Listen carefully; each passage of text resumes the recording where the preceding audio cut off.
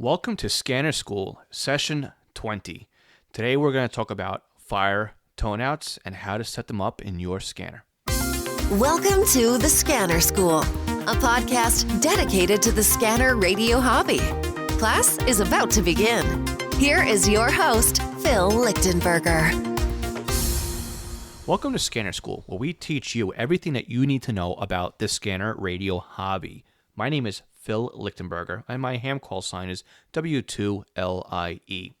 So today we're going to talk about fire paging, and we're really talking about that because it's one of those features that's added into some of the Uniden radios that a lot of people are kind of confused about. So I figured I'd take a couple minutes, do a really short session today, and talk about maybe the history about fire paging and how you can set it up in your Uniden scanner. And of course, I'll give you a couple of options, a couple of additional ways that you can go about listening to fire paging or using fire paging basically for your benefit. And when I say fire paging, I'm talking like two-tone or 5/6 tone.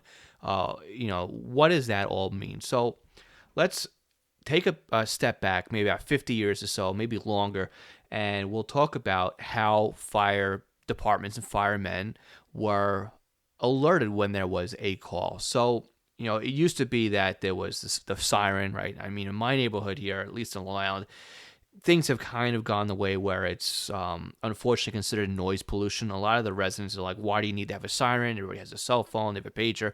There's no need to have that going off at 5 o'clock every evening or at 12 noon or every single time there's a call.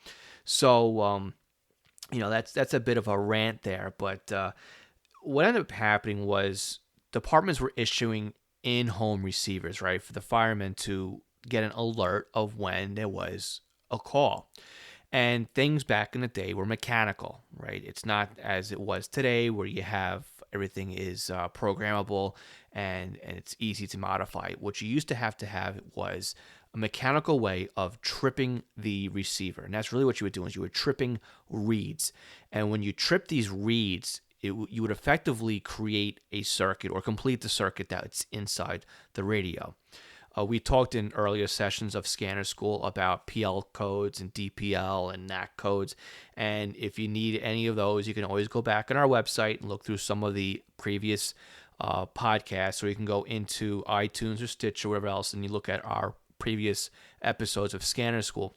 But this is like another kind of a method of filtering out all of the information was for fire departments, because if you had one fire transmit or one fire frequency and all of the departments in the county or whatever else would share the same frequency, you don't need to know when everybody is having a call.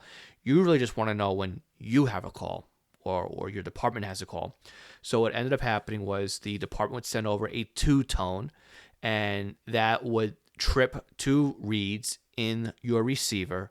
Once the circuit was completed, the squelch would open up on the receiver, and also it would audible alert you, be it with an internal alarm or an external relay would trip off something like a strobe light or an in-house system or something like that. So what exactly are the two tones? Well, everybody who had hands in the industry had their own type of alerting method, had their own tones, and they even had their own timing. So you'd have GE with a certain set of timing and a certain set of tones, and you have Plectron who had their own set of timing with their own set of tones, and of course you had slow Plectron and fast Plectron, and of course you had Mother M or Motorola, and they had their quick calls 2s.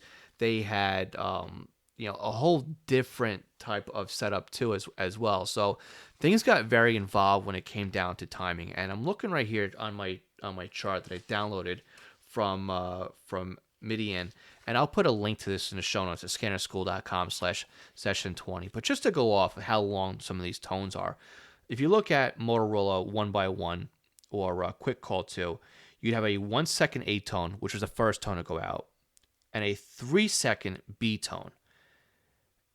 But if you look at Motorola 2x2 or Quick Call 1, that was 1 second by 1 second. You have Plectron fast tone, and that's 0.75 seconds by 0.25 seconds, or Plectron slow tone, which was 3 seconds by 0.25 seconds. So why do I bring this up? Well, I bring this up because it's very important for the timing to be accurate on some of the older mechanical systems. It would take a set of time in order for that relay to vibrate a certain length of time in order for it to latch or trip and then wait for the second tone to come across so it will complete the circuit. So before I go any further, let's take a quick listen. And when I say quick, I'm going to just show you how ridiculous this sounds. This is a local department that just went out about a half an hour before I started recording this. And it's a set of tones. It's only going to set off three types of pages: the chiefs, the generals, and I believe the rescue is what they went off for. It takes 25 seconds for this to go over, okay? Granted, they repeated this a couple times, but just so that some of you who aren't familiar with the actual two tones, let's take a break right now and listen to this set of tones.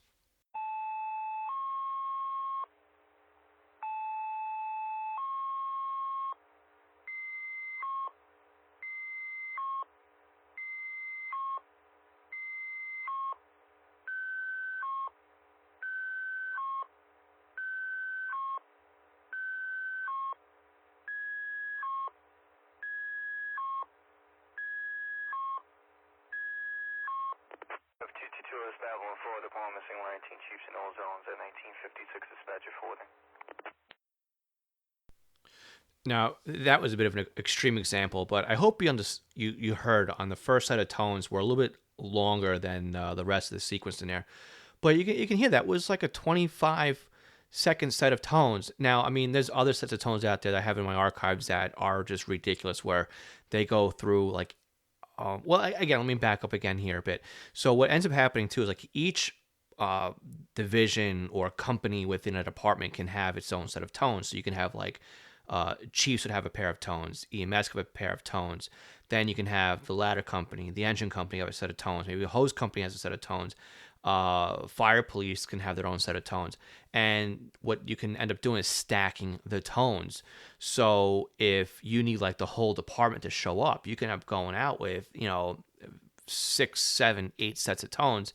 And I mean, I've heard departments where it's just like you're sitting there watching the clock go by as these tones are going out. So it's a little bit crazy. But let me just show you another example here. This is a little bit of a quicker one. This was a department that earlier today had an overturned auto, and you could see or you can hear how quick or how much quicker from the previous example that this is, because what they do is they get right to the point. It's the Chiefs, it's the rescue tones, probably it's EMS tones, and then it's a dispatcher comes on, and the whole thing happens in less than 30 seconds. So let's take a break again and take a listen.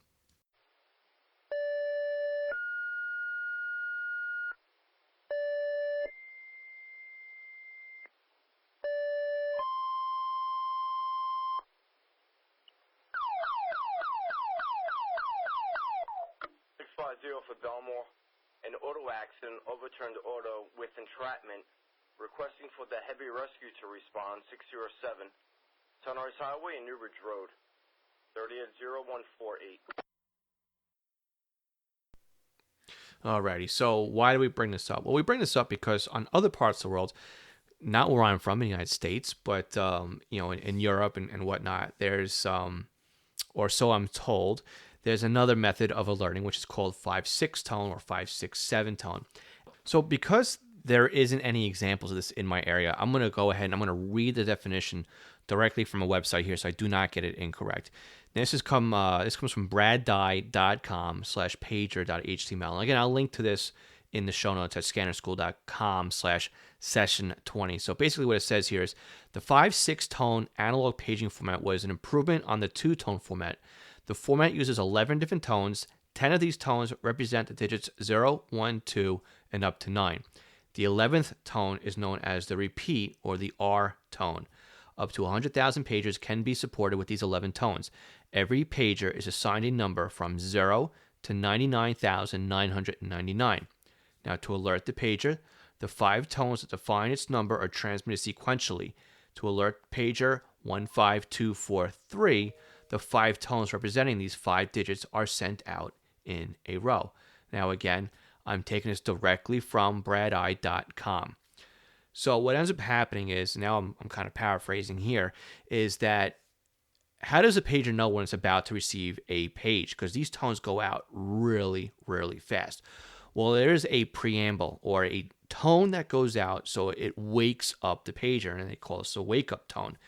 And that'll go out, and then the 5/6 tone will go out. And I guess a whole string of 5/6 tones can go out depending on how many pagers need to be set up or alerted. So I don't know if there's a way to do a group call on this or not, or I guess what you would do is just everybody gets issued a pager that has the tone that it needs to have. So instead of having everybody have individual tones, and if you want to page Billy, you don't page Billy directly, you would just give him an EMS pager and all the EMS units go out. So I think that would be the way that you properly set this thing up. But I'm guessing here in theory is that everybody can have their own unique pager, and if you had to talk to a certain individual, then it would go out. Or maybe the chiefs, because there's not a lot of chiefs in the department, each chief gets his own individual number. You can page out each chief individually or as a sequence of all the chiefs together, and then the rest of the department can go out, I guess, would be the way that I assumed it would work. So going back to what's written here on brad.com, he says, in addition to the battery saver tone, 1 million pages can be supported by the format. The actual time to transmit a single page within a batch of pages typically is in the order of 225 milliseconds. Therefore, more than four times the number of tone-only pages can be supported on a single channel utilizing a 5/6 tone format that can be achieved under the 2-tone paging format.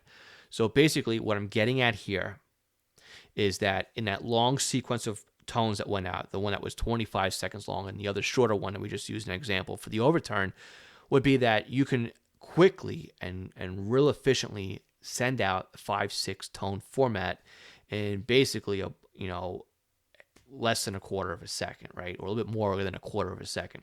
Let's just say to half a second, all right, to put it simply. And let's do this. Let's take another break. And I have a audio sample from the SIG-ID wiki. Now, again, I'm going to link to this over on the show notes at scannerschool.com/session20. And this is an example of the ZVEI cell call. It's a German type of company or format, and they use the 5/6 tone. So again, it's Zulu, Victor, Echo, India, for anybody that wants to look it up. So let's take a quick listen, and I really do mean a quick listen to what the ZVEI cell call sounds like.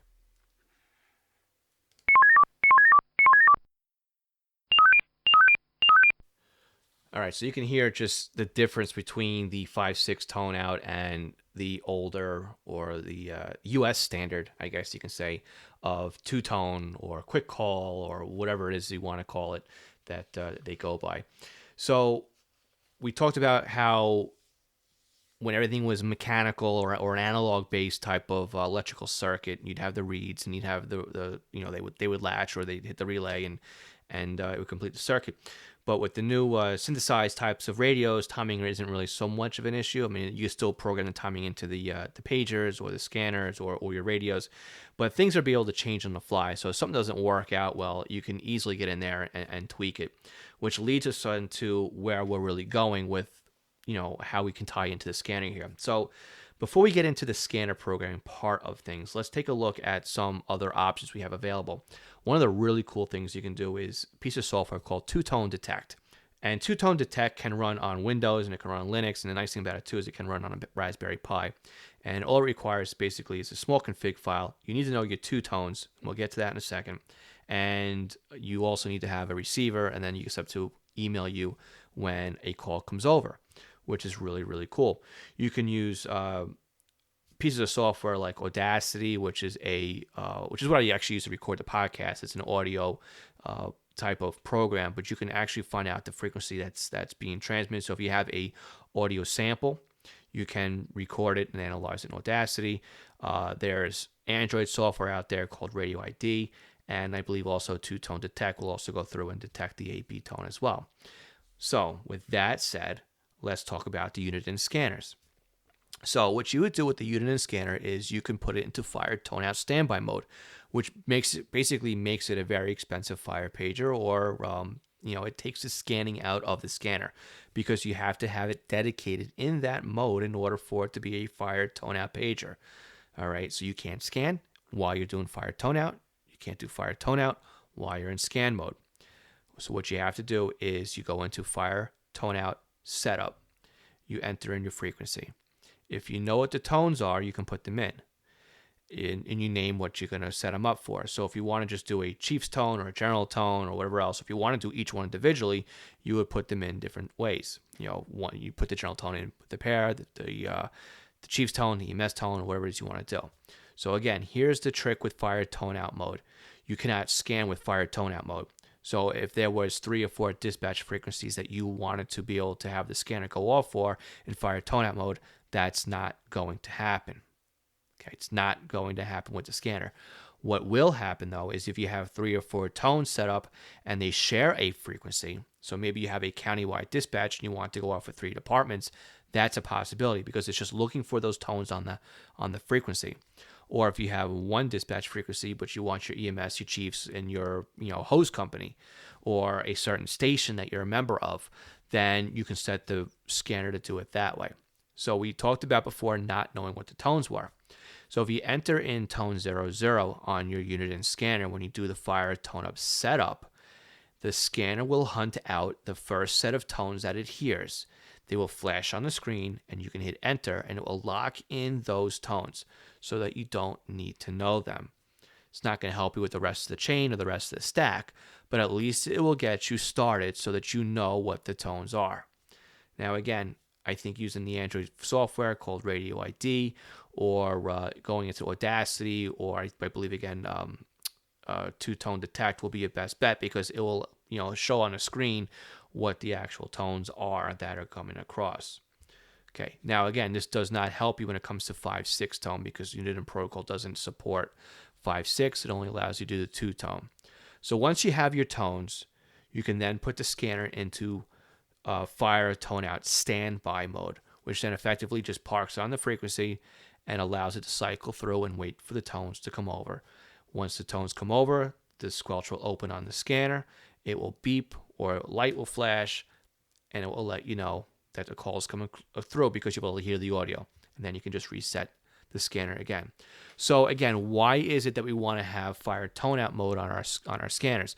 Well, again, if you have a busy countywide frequency and you don't want to hear every department, all you want to do is hear your department or your closest department or your neighboring department, then again, it keeps the scanner quiet and it allows you to at least hear what's going on that frequency without tying up the scanner all day long, listening to something you don't want to listen to. Again, you're going to tie up the scanner if you leave it in fire tone out standby mode because that's all you're going to be able to do with it. Okay, so let's again look at other options we have here. See, now again, in all transparency, I own East Coast pagers and I sell fire pagers. So what I'm proposing here isn't necessarily buy a pager from me. I don't want you to think that this is a sales pitch coming up here because it's not. I'm trying to keep this affordable for you guys. I'm trying to give you other options. If you guys want to get an Apollo pager, a Swiss phone pager, a Uniden pager, or I'm sorry, Unication pager, I'll be more than happy to sell you a brand new pager, but that's not why we're here. What we're looking at here is other options that you can go into instead of tying up your scanner. Now, again, I think that having a fire pager as a part of your radio setup is a good idea because now, again, it allows you to keep tabs on your local fire department or local fire departments. You might miss something when your scanner is scanning something else, right? It happens. But if you have a fire pager sitting by, you're never going to miss what's going on because that fire pager is only doing one thing. It's listening on one frequency or listening on a small sample of frequencies. And that's what it's doing. So you're not really going to miss anything going on locally if you have a fire pager floating in the background. Now, again, you could always pick up something like an old, I cringe not to say, a Baofeng radio for $30 on Amazon. And again, if you guys want to support the Scanner School podcast and you're looking for one of those cheap old radios, then you can use our link on the support page, scannerschool.com/support. Click on Amazon, go buy your Baofeng radio. That'll give a couple bucks to help support the Scanner School podcast. But going backwards again, the fire pages, I believe, are a good thing just to have as you're growing your listening station. Okay, so again, some people are just starting out with one desktop radio, one handheld radio, something to look at. And I'm saying this not to sell you a pager that I'm selling here. Again, if you want one, I'll sell you one. But Motorola Minitor 4s are like $50-$60 on eBay. And that'll get you going cheap. Okay, and that's what I'm trying to get out here. And of course, you'll have to have a program, or maybe you can get the person who's selling it to you to program it for you. If you can't get that to happen, there are plenty of people out there, me included, that'll be more than happy to program your pager for a really affordable rate. Okay, there's other options out there besides Minitor 4. You can do Minitor 3, Minitor 5s, or new Minitor 6s. But again, price points will change, and we'll have a link in the show notes for this as well if you'd like to do it. Or go to scannerschool.com/Minitor, Minitor, and we'll redirect you over to eBay to look for the pagers. Now, again, this will be an affiliate link, so if you do go on and use that link, either in the show notes at scannerschool.com/session20 or scannerschool.com/Minitor, we will take you to eBay with a Minitor search already in play. And if you happen to buy the pager using our link, again, it's an affiliate link, so it'll help support the Scanner School podcast at no additional cost to you, which is the great thing about it. It doesn't cost you anything if you're going to already make that purchase to help support the podcast. So if you're going to buy a Minitor pager, one thing I really strongly suggest you find is something that has stored voice. And what stored voice allows you to do is play back the audio after it comes across. So if you happen to miss the call or you just missed the address or something like that, you press the button on top of the pager and it will play back the last call for you. So for a couple extra bucks, or sometimes for not anything extra at all, you'll be able to find a Minitor pager with the stored voice in it. Now, again, if you're looking for top of the line and you want something that's out there and new and fancy, the Minitor 6 is up there. But by that point, by that price point, then I would say contact me. Let's talk about the Unication or the Swiss phone pagers. I hope you understand why we went through the little bit of a history on fire toneouts, what they are, how they work, how it ties into scanning. And again, just to tie back in again to what we talked about last week with the severe weather monitoring and that kind of stuff. We had kind of touched on paging. So if you happen to get a VHF pager, now talking to United States only here, but if you happen to get a VHF pager that supports the weather band, you can actually program in the NOAA weather alert channels, the 7 channels or the one that's closest to you. And if you set it up to be selective call and you use 1050 hertz as the call, and you set it up as a long tone, your pager will actually alert you as if it was a weather alert radio. So maybe some of you have in an old drawer, an old Minitor 3 or 4 or something like that you're not using anymore on VHF. Well, get it reprogrammed. Put in your local NOAA weather channel in there. Set it up for 1050 hertz. And now all of a sudden you've just repurposed that old pager and you can use it as a weather alert radio. Or maybe you're into storm spotting or you're a chaser yourself. And it's just nice to have on your belt or on the visor a pager that's always there, that's low footprint, that will also monitor the weather alert and alert you when something bad is about to come down on you. So again, I want to thank you all for listening to the Scanner School podcast, where we teach you everything you need to know about the scanner radio hobby. I want to remind everybody that you can help support the podcast by going to scannerschool.com/support. And if you make a purchase from Amazon, any type of purchase from Amazon, use our links and it will help support us, and it doesn't cost you a dime to do so. If you're going to go ahead and purchase a new scanner from Scanner Master, we're also an affiliate with Scanner Master. So if you're going to go there and you're saving up for your new SDS 100 and you're going to buy through them, again, you can use our link and we'll make a small affiliate fee, which again is doesn't cost you anything extra to help support the podcast by using any of those. But again, if you want to spend a little bit of money and you want to help support us, you can become a Patreon supporter, and Patreon has its own set of benefits because you are paying money to help support the podcast. And our lowest tier is $5 a month, which gets you the podcast earlier than you would have if you got it on iTunes or Stitcher.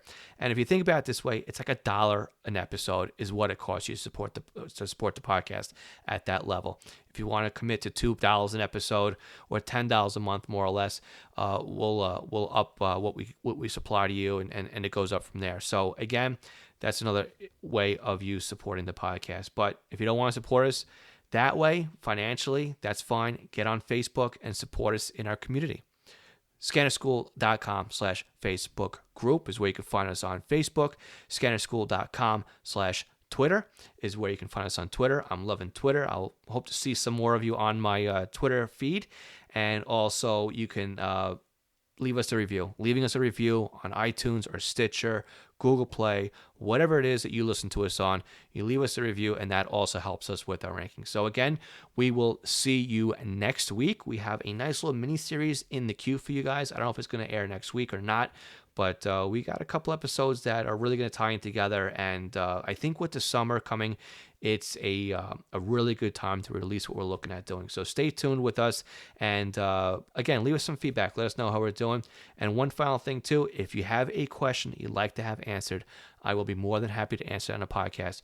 Go to scannerschool.com and go to session 20. On the right-hand side, you will see a link to SpeakPipe, where you can leave me a voicemail and I will play it back on a future episode and answer your question. Or if you just want to leave me feedback using SpeakPipe, I'd love to play back your audio as well. So again, sorry for being long-winded at the end. We'll talk to you next week. Thank you for joining. I am Phil Lichtenberger, W2LIE. Thanks for joining us on the Scanner School podcast, where we teach you everything that you need to know about the scanner radio hobby. 73. Thanks for listening to the Scanner School podcast. Be sure to visit www.scannerschool.com to access the show notes and bonus content.